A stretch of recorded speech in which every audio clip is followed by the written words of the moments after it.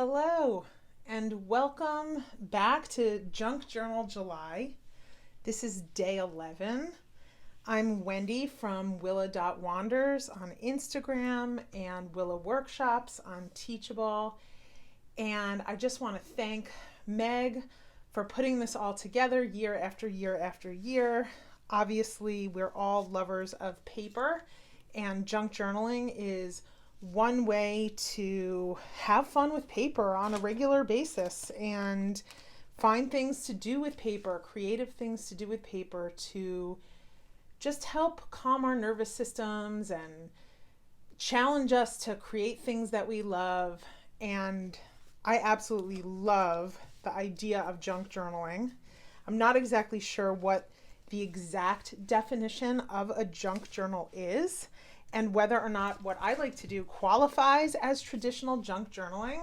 But here I am, and I think it's junk journaling because it's using up leftovers and scraps of things, and to me, that's junk journaling. So again, thank you to Meg, thank you to Kaylee at Get Messy for sponsoring Junk Journal July. Let's talk about this journal. So this journal has a funny story. A few years ago, I was making handmade journals and selling them to people around the world. And there was one of the journals that I made that never arrived at its destination. And I live in Ohio in the United States, and this journal was on its way to New Zealand, and it never got there. So of course the client was like, "Where's my journal?" And I'm like, "I don't know." And eventually it never got there, and I had to refund all of the money and all of the shipping cost for the journal. And that was about 2 years ago. And just this past week, right before I set about filming for Junk Journal July 2023, this journal showed back up on my doorstep. And I thought, oh my gosh, where have you been? I never, ever, ever thought I would see you again, my beautiful journal. So I contacted the client and I sent her photographs of the packaging, and I noticed that the packaging had been opened and there was even a big piece of tape on it that said Jamaica. And I'm like, why did this go to Jamaica? And she said, "Oh, well, send it back to me. I'll pay for it again." And I thought, yeah, I'm not taking a risk this time. I don't want to go through all of this heartache again. And there's something about this journal that's extra special to me because I was making these custom journals, and I was making them in the colorway that the clients would ask for them. So I would say, "Tell me, your favorite colors, and I will put together a selection of fabrics and I will make your entire journal in that colorway." And when I opened the package up after it arrived after about 2 years, at the front of my door, I was like, oh my gosh, those just happen to be my favorite colors. And color is really going to feature a lot today in what I'm going to talk about because I absolutely thrive on color. And, I know that some people really prefer neutrals, and I love neutrals too. I really love any good color combination. But I do have particular colors that just make me happier than other colors. And this journal happened to be made in those colors. So I decided to keep the journal. I decided it wasn't worth the risk to send it across the world again. And I also decided that I needed to work in this journal. So when I was making these handmade journals for people, I would call them starter journals, where obviously there's a lot going on. You could take inspiration from what's there. There's lots of blank pages to work in, but I decided I'm going to use this journal as kind of an everyday art journal, and also as kind of a way to keep track of all of the to-dos in my life, but also a lot of just journaling, writing out my thoughts. I thought, what if I could use this journal as like an all-purpose journal for everything and just see what happens, make art in it, do morning pages in it, keep lists in it. I don't know, it's just fun. So here I am today with you here on YouTube. And I am going to be talking about my prompt, which I chose off of a list of prompts. And my prompt is called paper samples. And that is the perfect prompt for me. If you know anything about me, you know that I am the owner of an online school called Fodder School. And fodder is collage fodder, which is anything and everything that you could use in mixed media art, art journaling, mixed media art, three-dimensional art, art for your walls, wall hangings, just anything that you use, anything that you collect. You know, here's vintage ledger paper, that's collage fodder. Here's tea stain paper, that's collage fodder. Here's wallpaper, that's collage fodder. Everything is collage fodder. Fabrics, trimmings, anything. And I have got a lot of excess paper collage fodder in my collection. And one thing that I like to do with it is I like to actually sit with it, glue it into a notebook or a journal and take notes on it and think about the method that was used to create it, what I liked about it, what I want to remember for the future. And so what I think I'm going to do is I'm just going to sit down with this journal. I will take some scraps from some jelly printing that I did a while ago. And why am I holding on to these tiny little scraps? I mean, I've got mountains of this stuff. I just can't let it go.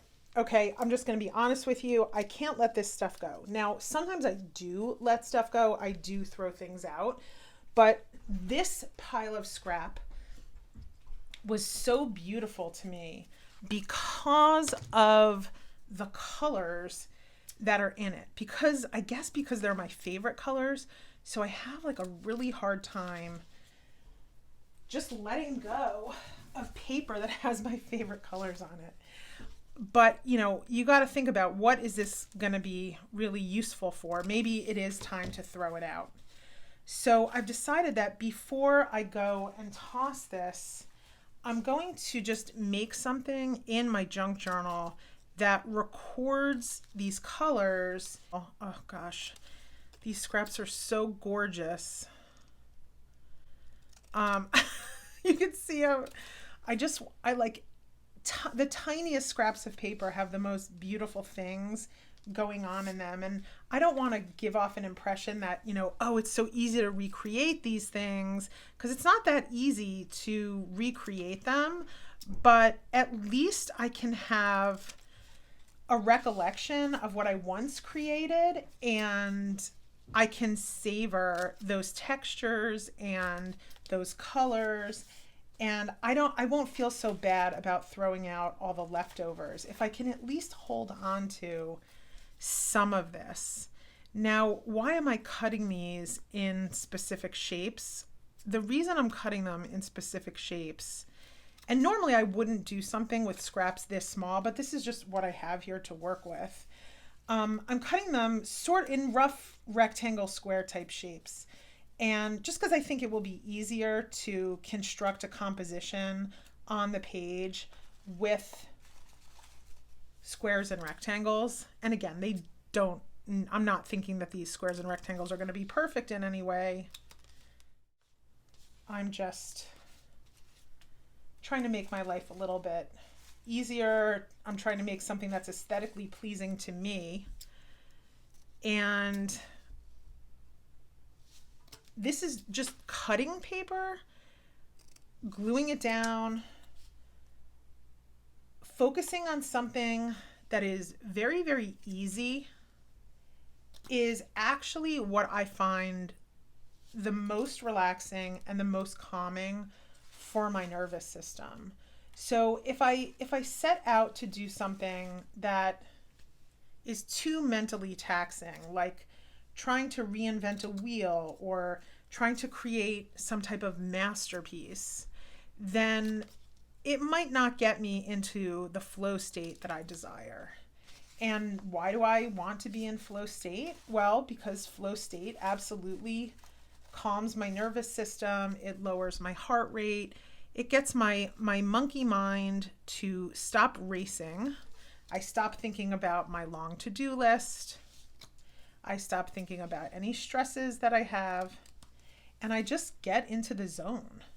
And something as simple as putting down little scraps of paper, paper scraps, paper samples on a page in a junk journal, well, this could end up being, a half an hour of relaxation time.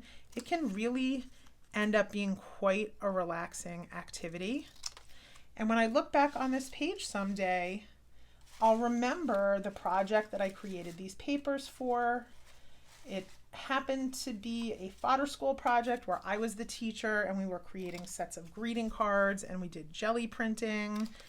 And I just absolutely loved these colors that I was using, and I don't want to say goodbye to every one of these scraps. So I'm trying to like hold on to these samples.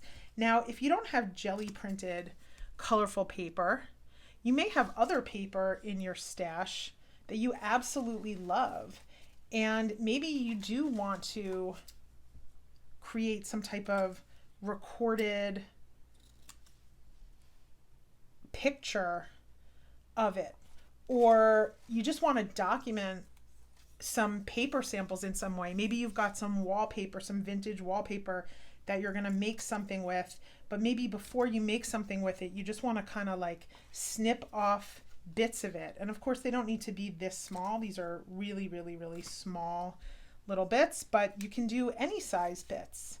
And it's easy and it's fun. And in the end, you're going to have a record of your paper samples. So I'm just going to keep cutting. And I don't know if I'll use all of these. I don't know really what will come of it. I'm just going to keep cutting.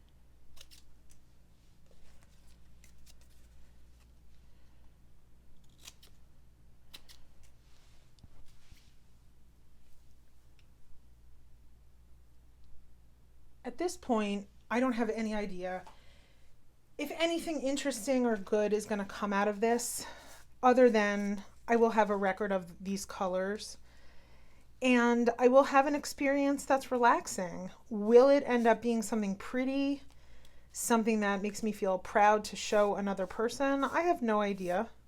I really don't know, but I'm going to ask myself, what if I tried this? What if I did this? And we'll see what happens. So I've got all my little squares, and now I'm going to decide which glue I'm going to use. And I could either go with a wet glue or a dry glue. And I think because of the type of paper that I'm mounting this onto, and that paper is sulfite paper, I think I'm going to go with a dry glue, because I think if I go with a wet glue, it could actually create a situation where the watercolor that's on the other side of this seeps through and onto this paper here. So I think I'm going to go with the dry glue. Now, it just occurred to me that actually this might be really pretty mounted here. Okay, change of plan. See, here we are asking what if, and we've got it. We've got a change of plans. I'm just using these little nature rocks, geode things to weigh down that side of the paper. Because I'm using this, I think I actually can use my wet glue, which is a lot easier. So I use a glue called reptile glue. I find that this glue dries the fastest and it is the stickiest of the wet glues. And then I use a tweezer, and I've transferred the reptile glue into this squeeze bottle with a metal nib. And I am just going to go to town here and start adhering these. Sometimes I'll use my finger.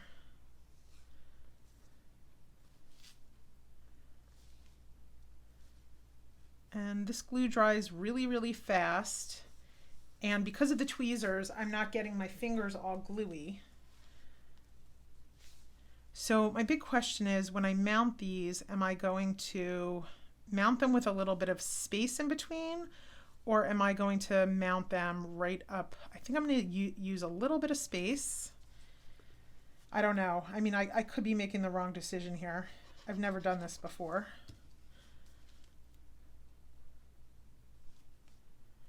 Once I get a few of them onto the page, then I can start thinking about being kind of discerning about which one I'm picking up next.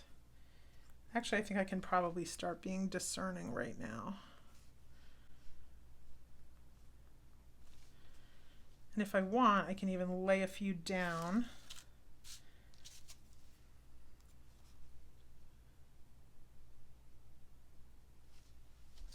Paper samples. See, did you know that paper samples, you could create whole art with paper samples? Oh, that's kind of fun. I want to develop some contrast. Even though that one doesn't contrast with the background, it does contrast with this. So, okay, so I'm going to just move forward and keep gluing. I'll put some music on for you guys, and I'll be back at the end and we'll see what happened.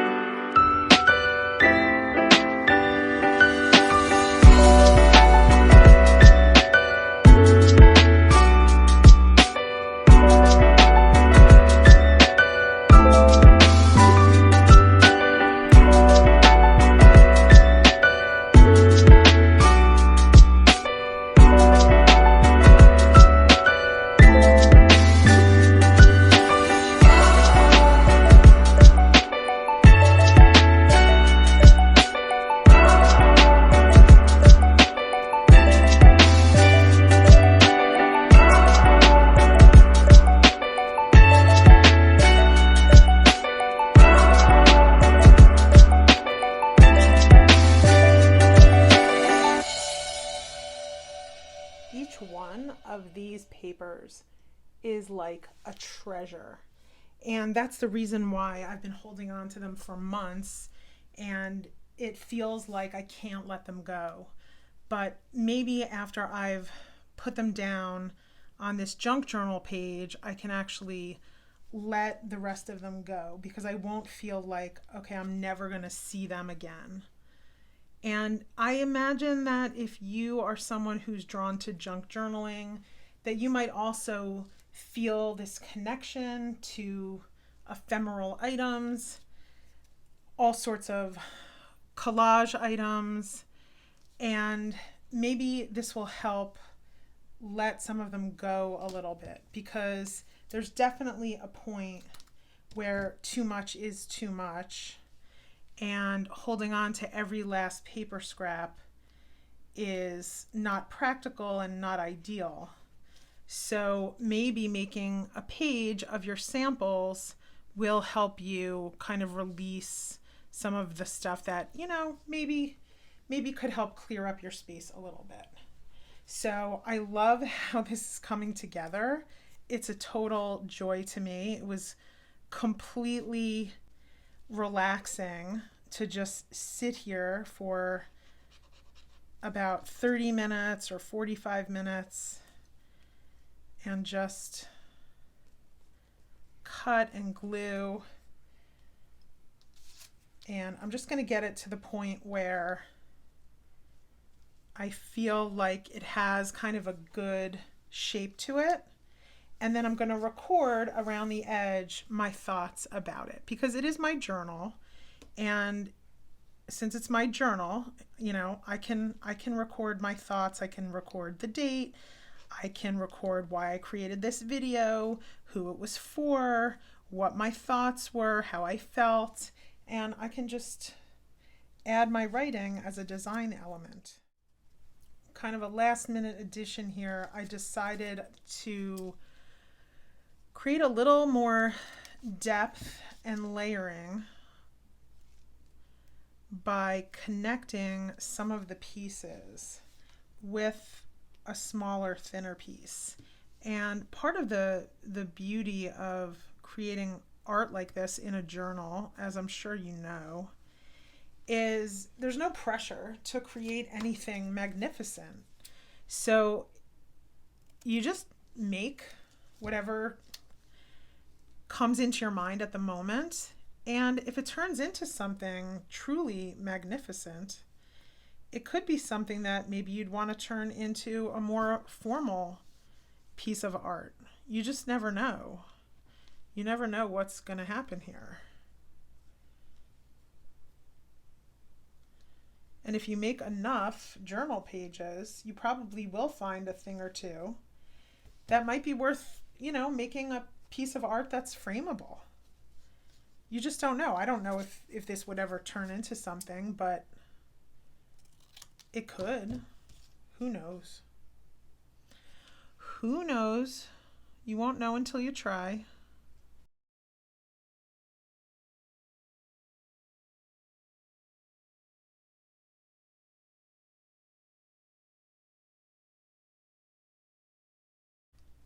It is really fun looking.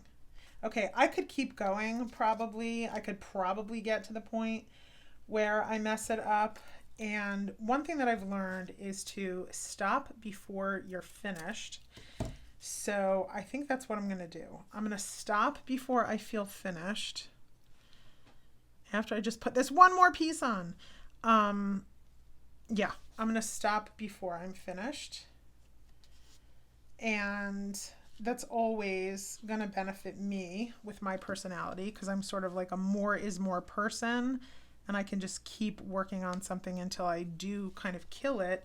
And if I'm liking it at this point, maybe it's time I stop. Okay, so like I said, the last thing that I'm going to do is I'm going to grab a pen, and I'm going to do some recording around the edge really carefully, because I kind of ended up totally loving this. I think this looks beautiful. This is non-traditional junk journaling, not what you would typically probably call junk journaling, but for me this is this is my junk and this is my art journaling. So this is my junk journaling.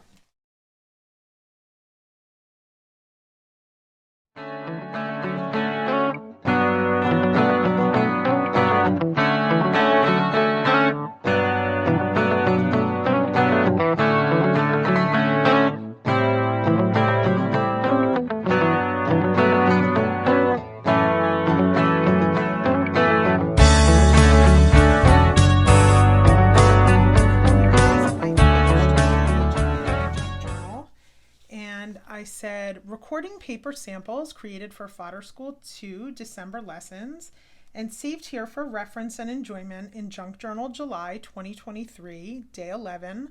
My prompt is paper samples hosted by megjournals and Get Messy.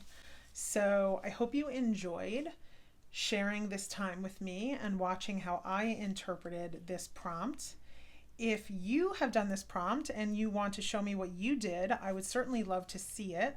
If you happen to post on Instagram, you can tag me at willa.wanders and you can tag Meg at megjournals and show us what you created for your day 11 paper samples prompt. This is definitely a prompt after my heart, and I really cannot wait to see what you do with this prompt.